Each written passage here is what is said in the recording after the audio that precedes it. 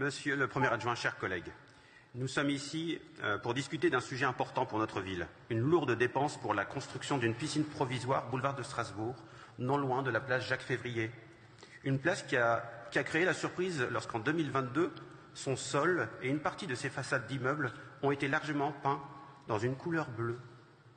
Et c'est comme cela que les jeunes moulinois baptisèrent cet endroit la piscine. Comme quoi votre majorité est visionnaire. Ce projet vise à pallier la fermeture prochaine de la piscine Max Dormois.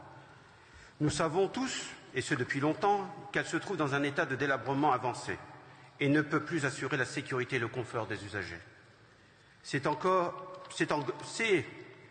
grande partie pour répondre à la future fermeture de Max Dormois, d'ici l'année prochaine probablement, d'après la Voix du Nord, que votre majorité et la métropole avaient réfléchi à ce projet de piscine transitoire. La métropole européenne de Lille va en effet financer près de 50% des bassins temporaires dans les communes retenues dans son plan piscine 2. Nous comprenons pleinement la nécessité d'avoir des bassins provisoires pour pallier une carence de l'offre.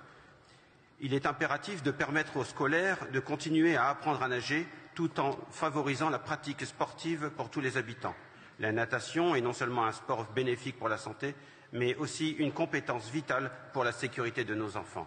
Néanmoins, plusieurs questions et préoccupations demeurent. Le coût élevé pour un équipement non pérenne. Le coût global de ce projet de piscine provisoire est estimé à 11 millions d'euros. Bien que la métropole européenne de Lille prenne en charge 50% des travaux, soit près de 5 millions d'euros, cela représente tout de même une charge financière considérable pour notre ville, pour un équipement qui n'est pas destiné à durer. Il faudra aussi budgétiser le démontage et la remise en état de la parcelle, une donnée absente de votre délibération.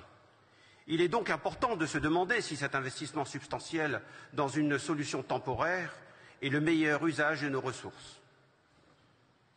À l'heure même où les taux d'intérêt ne sont plus aussi intéressants qu'avant, qu'en pense l'Office municipal des sports? Les avez-vous interrogés? Peut-être que vous craignez que l'on vous rappelle à la raison?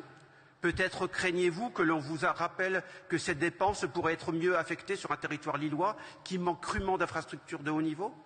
Quelle réflexion avez-vous eue sur une éventuelle mutualisation de nos infrastructures métropolitaines? Concernant la gestion des deniers publics, depuis plus de 10 ans, nous avons connu plusieurs projets avortés et des retards significatifs dans la réalisation d'équipements pérennes, et notamment la rénovation de la piscine Max Dormois, initialement prévue en 2011, puis annulée en 2014, faute de financement suffisant. Vous l'avez dit dans votre programme de 2014, celle de Martine Aubry. Vous l'avez dit, mais vous ne l'avez pas fait.